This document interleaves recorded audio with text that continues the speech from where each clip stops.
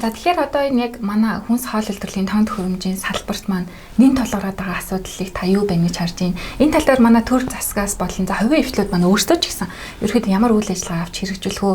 Олон улсын төвшөнд энэ чих хандлага, энэ хөгжлийн чих хандлага нь хаашаа яаж явж байна гэж таарж байна вэ? За олон улсын төвшөнд бол үнэхээр уралдаж байна. Хүнс хоол үйлдвэрлэлийн салбарын тоонд хөрөмж бол маш хурдтай хөгжиж байна. Хамгийн ойрхон харахад одоо хятад ямар байна? Бид одоо цаашаа олон юм яриад явах энэ айгуу нөхдөд.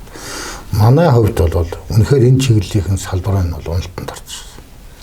Ямар ч хэтэрээд байхгүй. Ер нь одоо бүх техникийн салбар бүх үйлдвэрүүдийг устгацснаа харгаа байхгүй. Өнөөдөр одоо тэгээд тэр мэргэжил бэлтгэгдсэн ажилчид нь төвтэй гарах нь гараад бурхнаа орж явах нь яваад.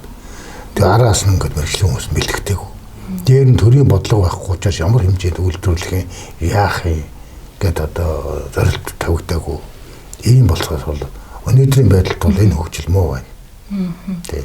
За хувийн хөвлөхийн чадан өөрөөсөө чадлаар үйлдвэрлэх хийх, захиалгаар хийх яаж ичгээд ингээд хөдөлцөөж байна.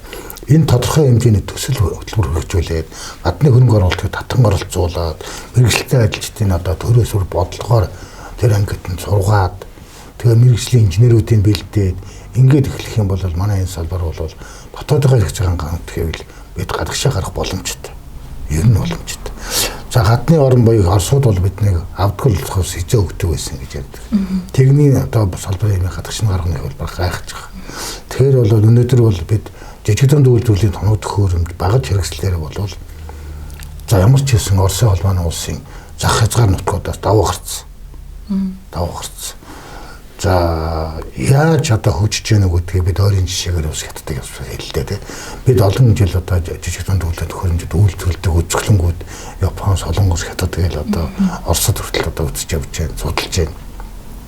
Энэ чиглэлийн тоног хөрөмжийн орчин үеийн техник шаардлага хамгийн үеийн түвшил технологиор яаж үйлдвэрлэж байна судалж байна. Тэгэхээр одоо өнөөгийн байдалд гарцаа байхгүй хүнсний хувьсгал хий гэж ингэж Монгол улсын ерөнхийлөгчөө санаачлаад улс орон дээр ажиллаж байна, амжилттай ажиллаж байна, төрүүчээс маш их амжилтанд хүрч байна.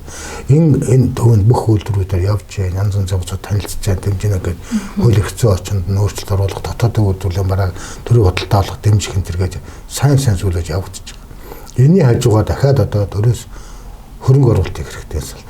Гадны хөрөнгө оруулалт хийж болно, донор орнуудын хөрөнгө оруулалт хийж болно, өөр ямар хэлбэртэй хөрөнгө оруулалтууд оруулах юм бэ. Тэгжиж бид одоо энэ гэртээ зөвхөн хүн байгаа цагт хүнс байна. Хүнс байгаа цагт тоног хөрөмж байх хэрэгтэй.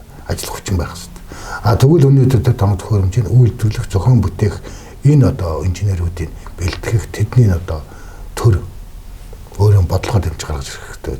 Түүнээс бол одоо юу гэдгийг өнөөдөр одоо хүн болгон эрүүл хүнсээр эрүүл хоол нь эрүүл өнөж ярьж байгаа шүү дээ. Ярихад бол ингээ ямар савн тоолоо хийгээд байгаа. Өнөөдөр та нар сургууль цэцэрлэгийн галдхонд эцэг эхчүүдний ороод өнгөгээ харахад нэг буруутахгүй. Яадаг ер нь ямар савнд тоолж байгаа, ямар гоцрууланд тоолж байгаа. Өнөөдөр Монгол улсын стандартад бол зэвэрдэггүй ган гэдэг нэг юм цагаан өнгөтэй юм бол энэ юус болдсон байна гэж ингэж ойлгож. Гэтэл төмрөөр хийсэн гадна талтанд түрхцтэй энэ савыг бол одоо сургууль цэцэрлэгийн олдгоо бүх хүнснүүд тэр чигээр хэрэгжилж шүү дээ. Энэ бол гамшиг.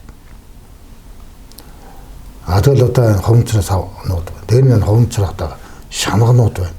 Буцалж байгаа процесс нь дандаа ховмцар чанга хэрэгжилж байна. Энийг ч одоо энэ эрүүл мэндийн хүрээлэнгүүд буюу энэ эрдэмтэнгүүд бүр гаргачихсан, баталчихсан. Маргаангүй хартай гэдгийг дүгнэлсэн байхгүй. Гэтэл энийг монголчууд одоо юу гэдгийг манайхан бас нэг жоохон тийм хэнэггүй за болоо л байсан болдгоо л тийм гэлээ хортоо юм оронд нь юу ч хэрэгдэх юм бэлээ гэх ийм одоо байдлаасаа болоод их халдж байна. Энэ дээр бас манай хүн болгон хүнсний хувьсгалыг хийхэд хүн бүхний хүчин зүтгэл өстэй хэрэгтэй. Гэр бүлийн аав ээжийн хариуцлага тэгэл ер нь бүх орчин тийм байх гэж байна. Тэрнээс одоо хүнсний аюулгүй байдал төр хангах хэрэгтэй. Хүнс чи чанартай юм их хэрэгтэй гэж ингэж бос руу ингэж хайчаад өөрсдөө хариуцлахгүй байж болохгүй шүү дээ. гэж би бодож байгаа. Тий.